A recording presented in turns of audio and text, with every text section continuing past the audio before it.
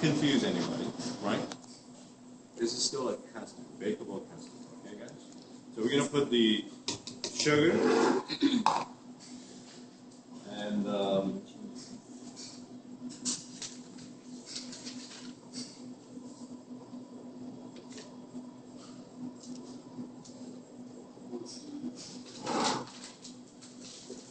the cheese and the flour.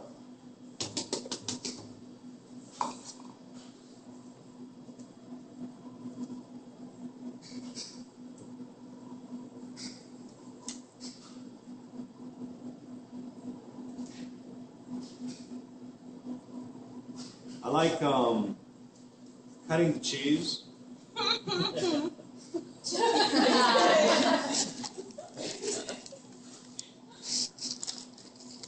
That sounded kind of... I like cutting cheese when I'm depressed. Okay. To the machine it goes. Okay, what was I trying to say? It actually helps you on the creaming process instead of having a big chunk of lumps. Okay, guys? Speed 1, please.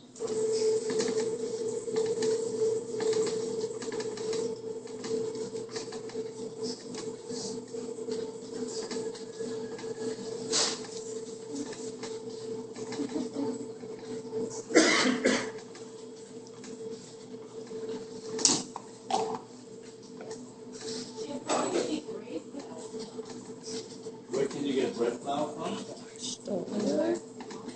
I think Costco has bread flour. Costco or Sam's.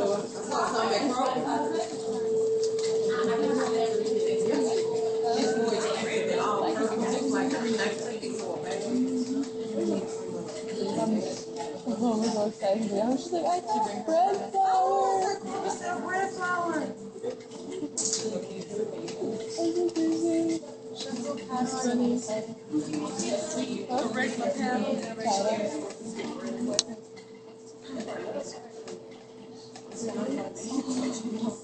Oh, that is.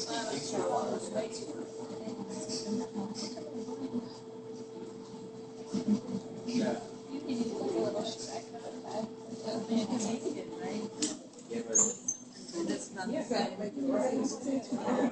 Right.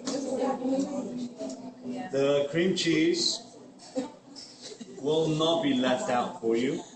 So they're going to be straight out from the refrigerator. Everybody got that? Yeah. So it will not be softened.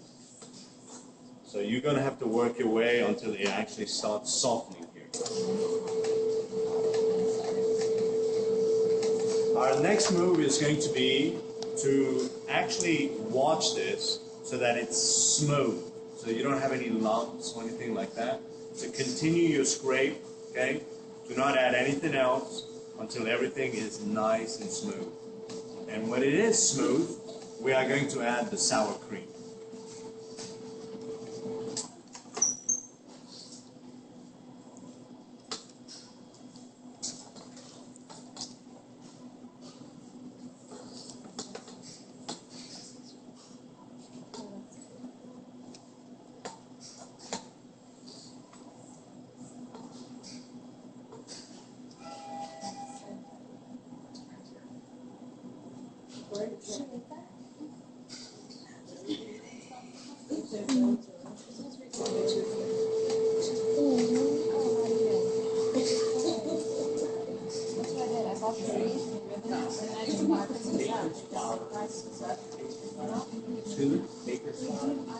Baker's flour.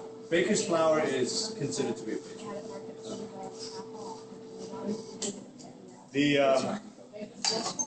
I was like,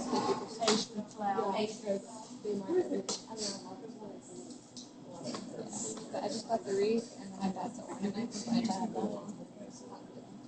So when I tied the ribbon, I just helped with everything. Something I've never been able to get into. His name is Alan. At what? At what? Why would I not speed up the process on this? can I assume that you guys understand that it will be not in your favor if you have too much air in here? Why would that be? Huh? When you make it like Swiss cheese. There's nowhere to go. There's nowhere to go. Air is not powerful enough to penetrate through all that cheese. So you're going to end up with these big air bubbles, right guys? So try to make sure that if you're doing this at home, number one, it's best to get soft cream cheese. Literally, I mean by that, soft cream cheese. How many times have you taken out Philadelphia and it's soft from the refrigerator, right? We are using a very, very industrial-based ones, right? So these actually have a little more gelatin in them, right, guys? But if you guys do use a little better quality, did I just say a little better? If you guys use better quality cream cheese, you'll find that it will soften very quickly, especially if you leave it out at room temp, right, guys? So you always want to do it at low speed when it comes to cheesecake. Do any of you guys buy cheesecakes? No. Okay. You know you can actually bake a cheesecake at 200 degrees. You can bake a cheesecake at 500 degrees. It's entirely up to you. If you don't want any browning and you want it that pristine white, you do it at a low temperature, right? If you like a little caramelization on top, you do it at 350. And if you like that real dry feel, like the New Yorkers do, you do it at 500 and then you lower it. Press is done. Press is done. Thank you. Thank you.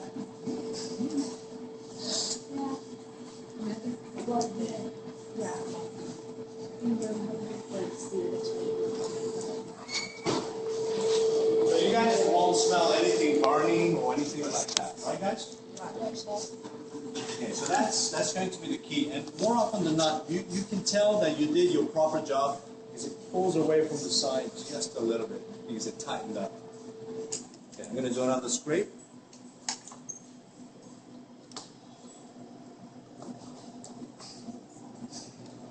I'm not going to say this is a bad cream cheese because it's what it is, guys. You know what I mean, guys?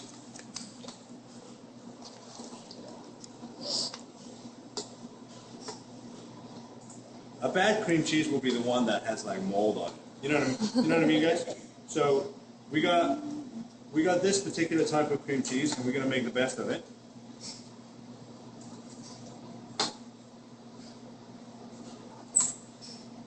And I'm going to get ready with my salad.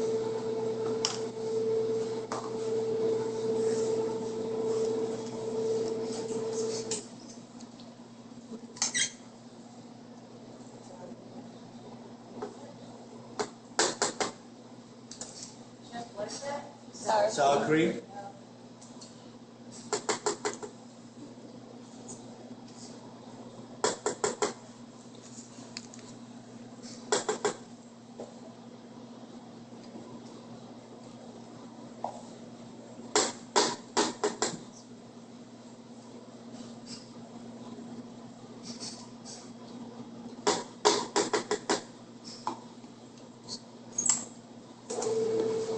Blend in the sour cream, and it's going to help a little bit in the process of smoothing things out. Okay, guys?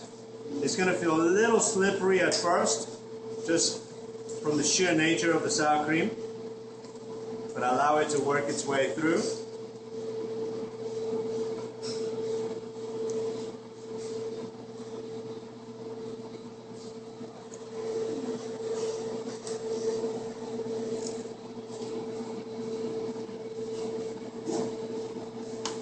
Tomorrow, when you guys get here, I'm going to have the convection on so you guys can do your graham crackers in there so we don't hinder the 325 because that's what you guys are going to need anyways. It's going to be heavy traffic day tomorrow. We have a lot to do, guys, okay?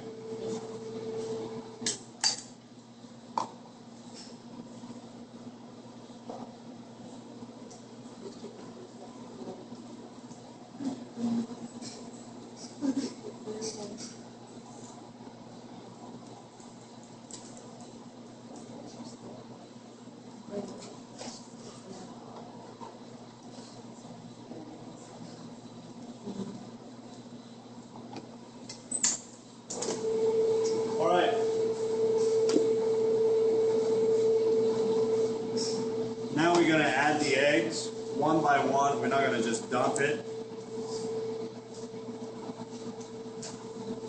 And we all always stay on speed 1. Okay, guys? Always on speed 1. Allow the egg to distribute itself. Allow the egg to get acclimated to the cheese. And then go ahead and add another one.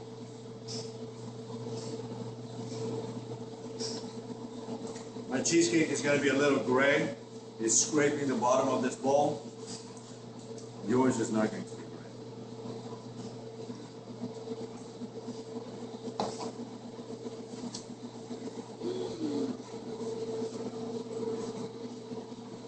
So both the yolks and the eggs are all in one container. Okay, guys? So you guys can do that. Just add into it.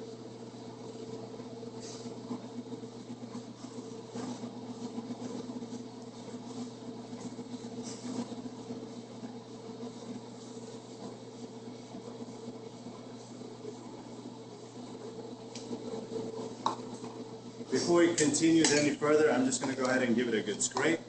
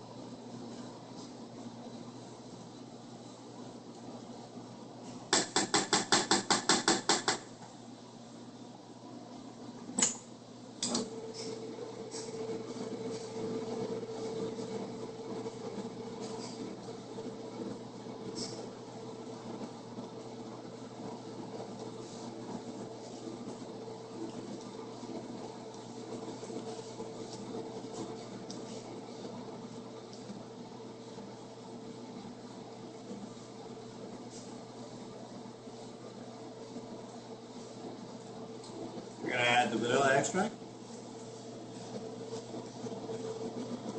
and the heavy cream.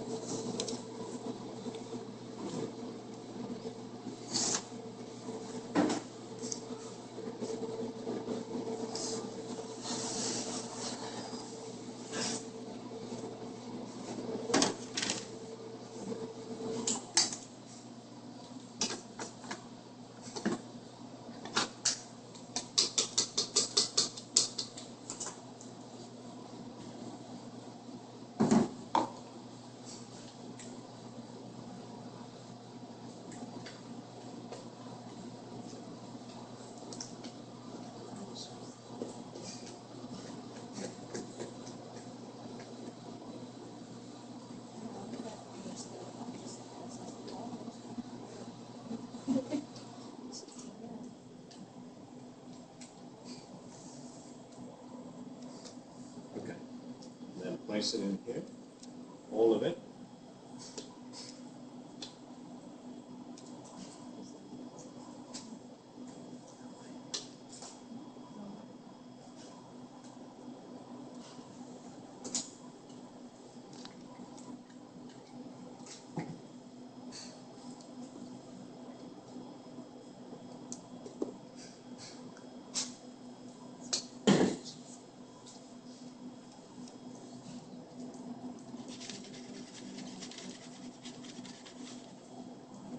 So I want you guys to make sure you have either a full sheet pan, and if you have a full sheet pan, you guys are going to be able to at least have you and your partner and maybe somebody else going. Does that make sense? So we don't take up too much space, because we have creme brulee to do, and then we also have flans to do. Okay, guys? So we have a lot, so I want to make sure I direct the traffic right. And another thing I want to just make sure I point this out is that you notice I touch the pan, and if the pan is not hot, then it's ready to go, right? When you have this ready and the pan is hot, don't pour it in there, because remember we talked about when anything is hot, it's still releasing some of its natural water, right? that has kind of like held. So allow that thing to evaporate so that you guys can have a clean bake. Okay? Now, this is very important that I actually let every single one of you guys know. The oven does not discriminate. The oven never discriminates. It's the only thing that I know as an apparatus does not discriminate. So what am I saying? If I put a boiling water, right, the oven does not recognize it. If I put cold water, the oven does not recognize it. But the important thing is that we are trying to bake this without baking the cheese. I'm not sure if you guys understand what I'm saying. If you bake the cheese, then the cheese is going to get charred, right? What we are trying to do, we are trying to coagulate the eggs. Okay, guys? That's all we are trying to do, right? So the longer it's exposed in there, right, all you are going to do is prolong the inevitable. That is, burning your cheesecake or making your cheesecake tough. Okay, guys? So, if you put cold water in here, it's going to take that much energy for the oven to work its way to actually warm it up. Does that make sense to you guys? That's why we're going to put hot water in here. Okay, guys? What that does is that the water does not allow the eggs to get overcooked. Everybody with me, right? What it does, it allows the egg to actually slowly coagulate so we can stabilize the custard. Okay, guys? Do not put cold water and then ask me, Chef, it's been there for about 2.5 hours and it's not done yet. Because it will take that much energy for the water to actually even catch up. Okay, guys? So you need to treat the oven with certain decency of respect as to, okay, this is what I'm going to do, so make sure you get hot water. Okay? Hot water. Okay? Don't boil it, just let it come out from the tap. Nice to you.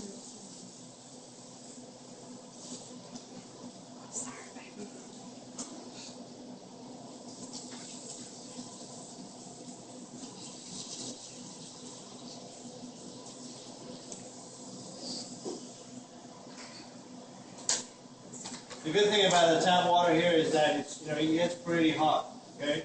But it never really burns you unless you have it on for about 5 minutes, okay, guys? Everybody, come and take a look how I do this. So you have water. Nice and slow, as close as possible, okay, guys? Now, in the industry, you will probably slide in all the sheet pans in there, right? And then you'll have a large pitcher, and then you guys can just, water it that way. Okay, guys? But here, what we're going to do is we're going to go ahead and place our water.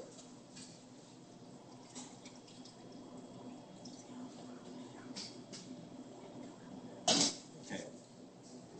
I want to make sure I clarify any myth, right? I've seen TV shows that, I'm not one of those that are very reactive, but my wife was giggling because she said, I know you want to say something. So I was watching this and goes, make sure this thing is all the way up to 3/4 and all that. That has nothing to do with nothing. So what happens to the other part of the 3/4 of the cheesecake? The water is diffusing the direct heat that it's getting from the oven. That's all it's doing. Okay, guys? That's all it's doing, because we are trying to prevent that excess energy just keep hitting, right? It's just diffusing that. Okay, guys? So that's how much water you really need. If you feel more comfortable putting a little bit more, you can put a little bit more, but I'm not sure if that's going to really help on it. Yeah? It only matters when you put it in there, right? And then you come back and it's all evaporated. Two things that's happening. One, you are like busy doing something else for too long, right? Or two, the oven was way too long. Everybody got that, right? So we open, and we are going to go ahead, bake this. Let's bake this for about 50 minutes, okay? And the temperature went up a little bit, but it's okay. It's going to come back down, but it's 325, and we're going to bake it for about 50 to an hour, okay? 50 to an hour.